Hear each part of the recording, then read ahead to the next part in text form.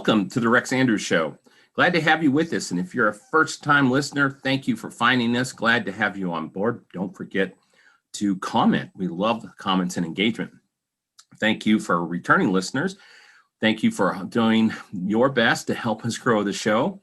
We have cracked the top 10 fastest growing podcasts around, and that's pretty exciting for you because there are over 1 million podcasts in the marketplace today. Okay, a little bit of house cleaning, just like normal before we get started. Don't forget to subscribe and make your comments there. Do subscribe below or wherever your subscribe button is if you don't like your current platform. We are published on 23 podcast distribution points, and we also are on YouTube. And then, of course, you can always go to the show website, rexandrewshow.com, listen to any of the episodes there. Just listen to them in your browser. You can check out the profiles and bios of all of our guests, and you can see some of the fun things that we do, blogs and other things that are coming up. All right. So today I'm pretty excited. I have another interview from over the pond. I've got an exciting young lady who is doing some interesting things. She does some business coaching, works a lot with women, and it's a very hands-on approach. So it's different than some people who do just a self-paced type thing. She's also a freelance social media manager. Pretty dynamic young lady. Pretty excited to share her story today because she's doing some unique things. And it's always great to see folks that are youthful and not lazy, sitting on the couch playing video games. So with no further ado, I'd like to welcome to the show, Lauren DAth. Lauren, how are you this morning? Yeah, I'm great. Thank you. How are you? Great. It's always good to have interesting people. That's what we do. Okay. So for those people who may be following along on a computer or on the device, multitasking a little bit, Lauren, could you give us where they can find you online so that way people can follow along as we have the conversation? You can find me online at Instagram under the name of _beauty strategist. Okay. And you can also find me on tailoredbeautysecrets.com. And what was that again? We had a small bleed out. What was the website? Tailoredbeautysecrets.com. Okay, fantastic. Thank you. All right. So let's get started with the story. In my philosophy is there are too many interests for just one lifetime, and around the corner is just another discovery. So let's go on a little bit of discovery today, Lauren. I'd like you to share with our audience where you were born, where you grew up, the types of things that you did as a little tyke. So, sports or activities or, interests and those types of things. What your parents did for a living, okay, or do for a living. So we understand the impact that were there. And then help us hopscotch up to your education so we understand your credentials and stuff. So, Lauren, let's have another discovery. Tell us a little bit about yourself. Oh, wow. Okay. So I was born and raised in England, Hertfordshire, and I have not really moved much since. Sort of still in the same sort of area. I used to play a bunch of different games when I was a kid, but mostly outside. Try to stay away from technology back in those days, but and then once technology came around, I wouldn't leave the room. So okay. Very much a DS person. Now, so do you have siblings? Oh yes, I have 2 siblings. Okay. 2 sisters. 2 sisters. So a gaggle of 3 girls. How did your parents manage that? I feel like my mom's fine about that. Okay. And how about your father? Oh, well, he won't say much about it. He's fine. He's fine. I'm pretty sure he probably wanted a boy. Okay. So what'd your parents do for a living as you grew up? So my mom, she used to work in retail, but now she only does she works as a teaching assistant in schools. My father, he works as a solutions architect for, I think it's O2. Okay, so your dad's in technology then, right? Yes. Okay, fantastic. All right, so did you do any organized sports or activities, sports or dance or theater or things like that growing up?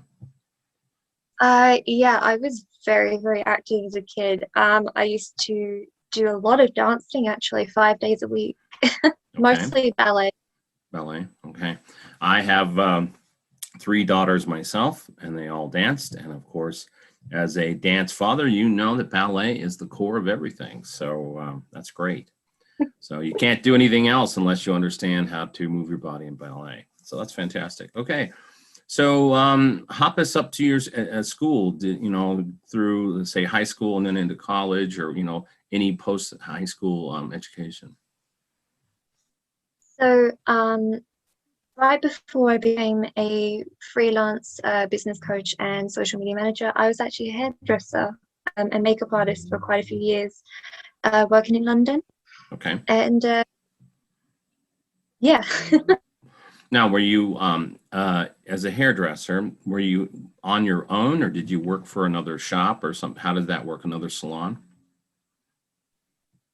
A little bit of both, but I was mostly working for some different salons. Um, just sort of over the time, I was working with some of the best places that you can find in England. Okay, fantastic. So did you provide services for men or women or both? More particularly with women, but it was both. Okay, but it's both. All right. So what made you decide to become a business coach? I mean, everybody has these pivot points in life. What made you decide to do that? Or did you start off with the social media management first? So I hopped around salons in the last year of being a hairdresser. I just couldn't find a salon that wasn't actually toxic that I Mm-hmm. was working for. And it just became a real struggle, mainly for my mental health. And it was just a pivotal point that these places that I was at were so not great, in the sense of that they wouldn't even let you discover anything else that you might be interested in, even if it was as a hobby. And um, so when I finally left a different salon, I just decided I'm going to do other things that I was actually interested in, which was writing, despite um, not being able to write well. I really wanted to try and pick up writing more, and that's how it kind of started. Okay. So I started writing a blog. Okay. Did you finish your book then?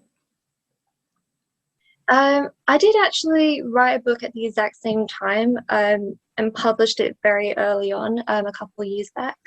Okay. Um, So what's the title of your book? it was The Ultimate Guides to Bleached Hair. So Ultimate. Okay. yeah.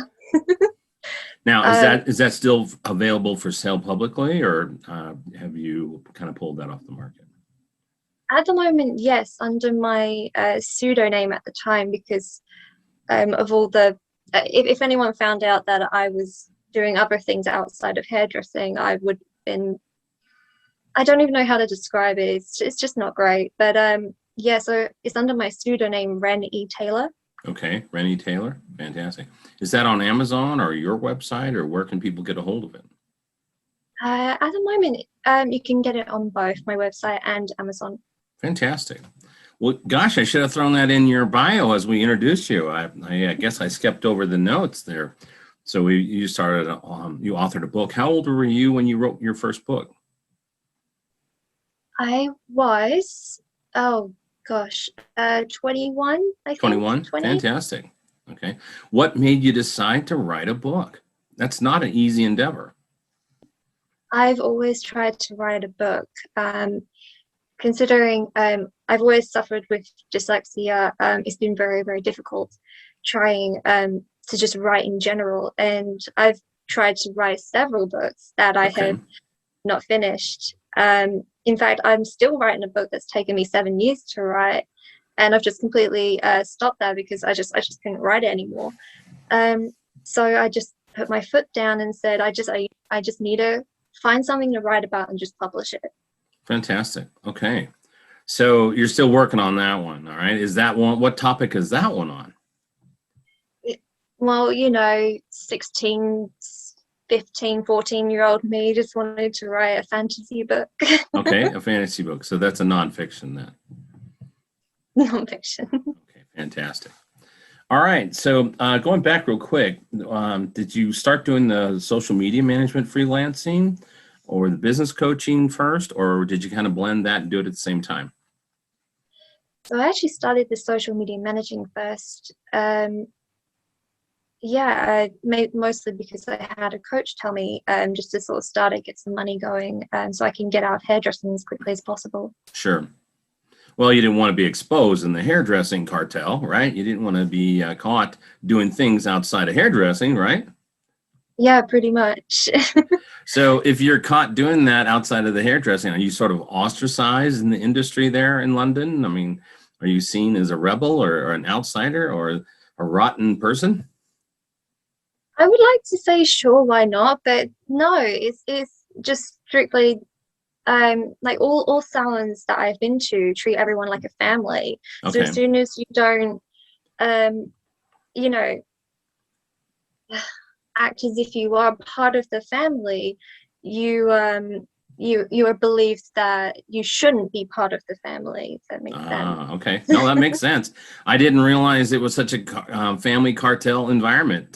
So if you're in the salon, you're great. If you're in the family, I mean, this is almost like organized crime. You're in the family or you're out, right? You're sort of a traitor. You basically may as well be like a gangster or something. Okay, fantastic. Okay. So what made you decide to get into business coaching? I mean, that one was sort of just out of nowhere. I just really loved helping out people as much as possible. And I just kind of woke up one day and thought, I'm just going to do this. I'm just going to teach people business. I just became so passionate about it. Okay. So what is unique about your business coaching? Because a lot of people claim that they're business coaches out there. They work in different disciplines, different niches, different types of industries. What's different about what you do, Lauren? Well, I have met plenty of coaches who will just sort of do one coaching session, or they'll pre-record it and then they'll leave you to make up your own mind what you're going to do before the next coaching session. Okay. I personally don't do that. I allow so much fluff to go about, like I'll let you have a break and things like that, but besides that, I give 100% accountability. I do not let anyone just not take any action between coaching lessons, because, well, there's just no point in investing in me if you're not going to do the work for it. Right. Okay. So do you focus in any particular industry? Are you across the board? And I know that you talked about in our off the air about helping women. So can you tell me a little bit of who your target market is, who you feel like you serve best? I find helping women being so much more rewarding for me personally, with like how I have been, especially over the years. But it's mainly younger to more middle-aged women who have just sort of had enough and just really want to do their own thing. I don't have a specific industry that I help. I am more suited to, I would say, the more spiritual kind, or herbalist, natural, or beauty ranges. Just judging from my own background, it's easier for me to help them, but I can help the majority of industries, I would say. Okay, so we have listeners all around the world, and so help me understand what the culture is there in England and London where you're working. Is there a perception that's different for women coaches than men coaches? I mean, is there any bigotry that's kind of felt there? I mean, it's going to vary country by country based on cultures and just what's happening socially. I mean, I'm not suggesting that England is backwards. I'm just wanting to understand what's the culture there, and how do you see any barriers for women coaches? Well, in terms of coaches, I don't really see much bigotry in that sort of sense. Okay. I would say it's quite fair. Okay, good. Well, the cancel culture that's out there today, there's a lot of people that get offended over lots of things and have ideas, white privilege and Black Lives Matter and just all that stuff that's in between. I don't get into that, but I was just curious what the culture is. Now, I've been to London and love the city. It's one of my favorite places to visit. So I'm just curious because things are a little different there than everywhere else in the world. Well, I mean, for female coaches, it's quite different because everything's online. Sure. So it's not really talking to a lot of other British people. But in terms of in real life, if I was to walk down the street, you will get quite a lot of outspoken men, let's just say. Okay. But at this time, I would say sometimes the women are equally as bad. So it's all fair in a different kind of perspective. Okay. So you're not going to Hyde Park and standing on a box and giving speeches, are you? No. Okay. No.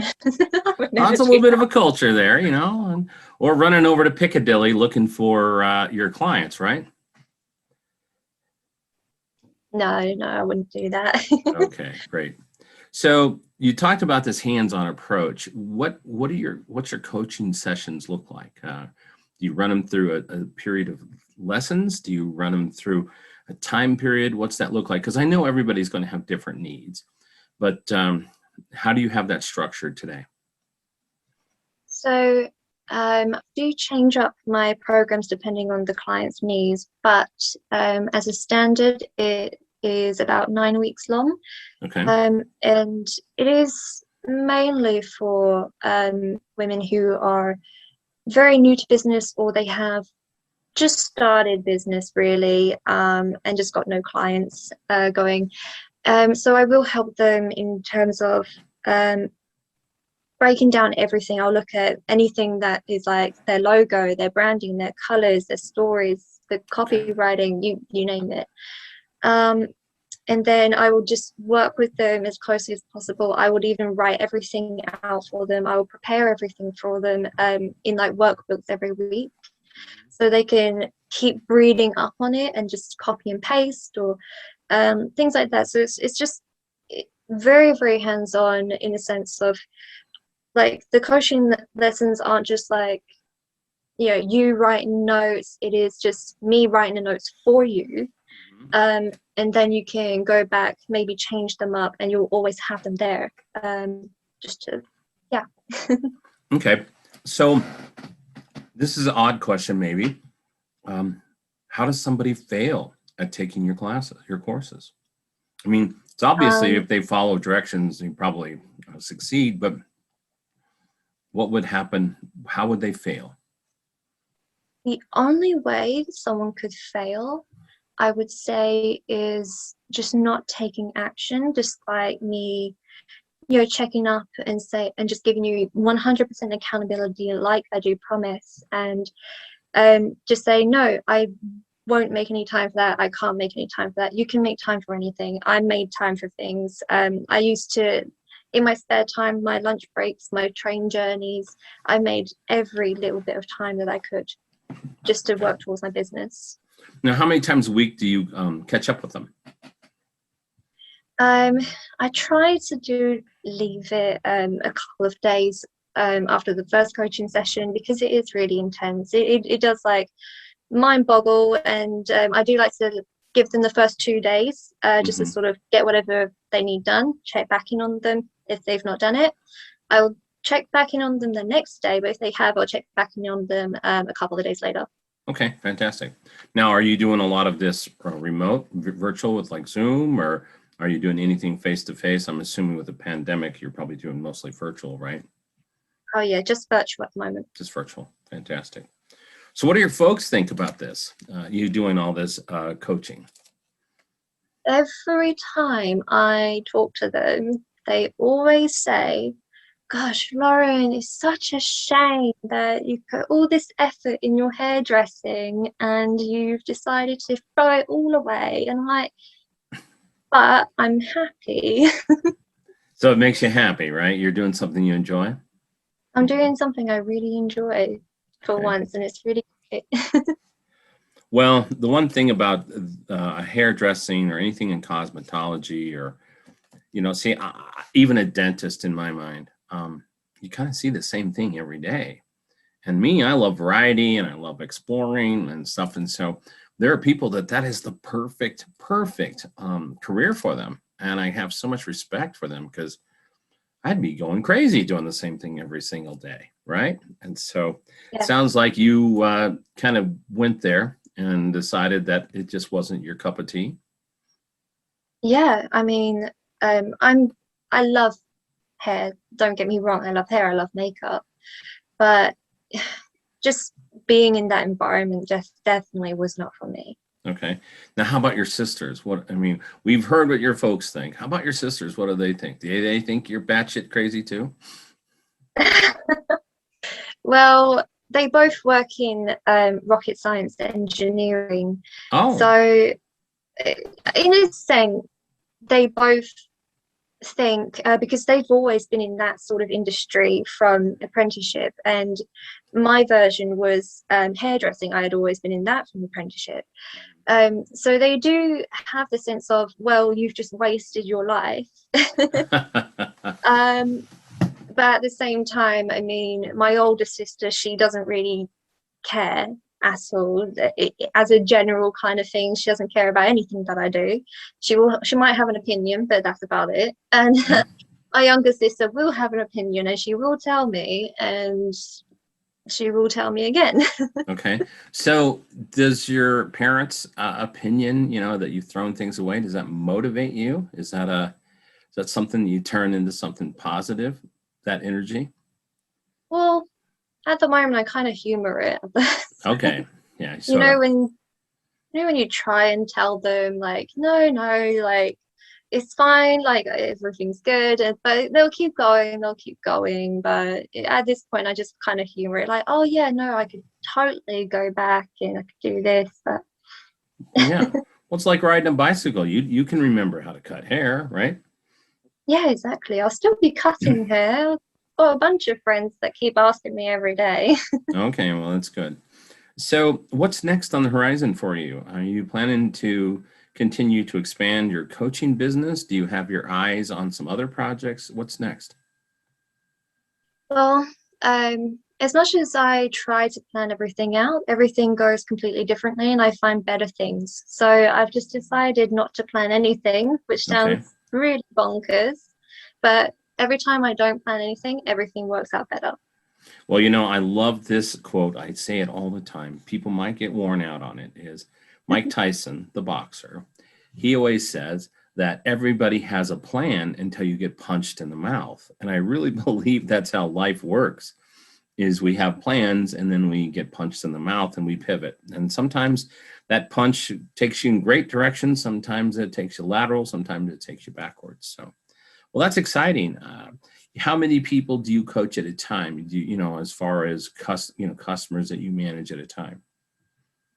Well, at the moment, I have about three, but I would say 3 to 4 is my usual number. I like to keep it kind of low, just so I can really work on helping these women as closely as possible, so I have more time for them.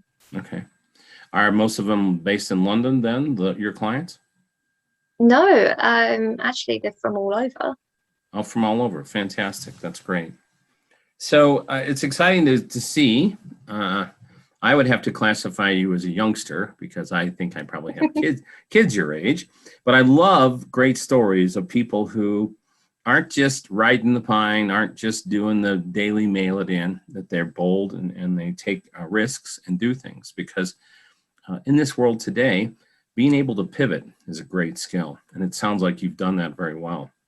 Thank So you. I have this question that I ask most of the interviewees. In fact, I think all of them now. So in our cultures today, everybody talks about having a bucket list. And in fact, I've met the bucket list guy. He's on one of my episodes, Trav Bell. If you haven't had a chance to listen to his episode, it's great. The guy is on fire. Okay. So a bucket list, as we know, something people, their list of things they'd love to do. Well, everything in the universe, there's an opposite, right? And so there's an opposite list, okay? It rhymes with bucket, starts with an F, and I'm not going to say that, okay? But everybody has sort of an F-it list, and that F-it list will basically say things I'm never going to do. So what might be one thing, because we've learned a lot about you growing up and what you've been doing, what might be one thing on that list? What I would never do, or Exactly. Never do. oh my God. A lot of them would be really rude. Well, that's okay. Just tell us one. It can be anything. It can be something simple like one thing that's on my list is I'm not eating any more sardines. Tried them, done that, not going back, right? So not going back to Mexico City. Been there, done that. Sorry, not on my list anymore.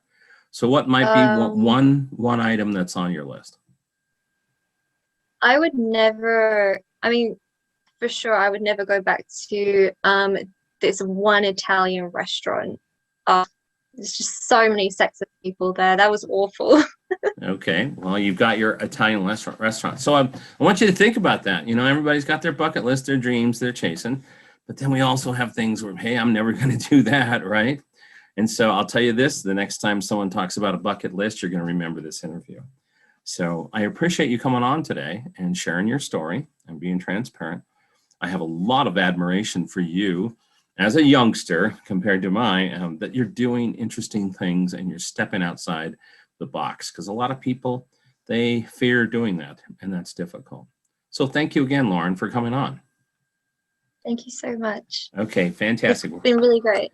Well, that's it for today's interview. Love to have great and interesting people on the show, whether they're super experienced or just starting out.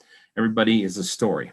As I said before, life is too short for so many interests, and around a corner, there's always a new discovery. So thanks for sharing your discovery with us. All right, that's our episode today. Don't forget to stop by the show website, rexandrew.com. Check out bios and all the information from our interesting guests. And until next time, what we always say, be safe, be bold, and make it a great day.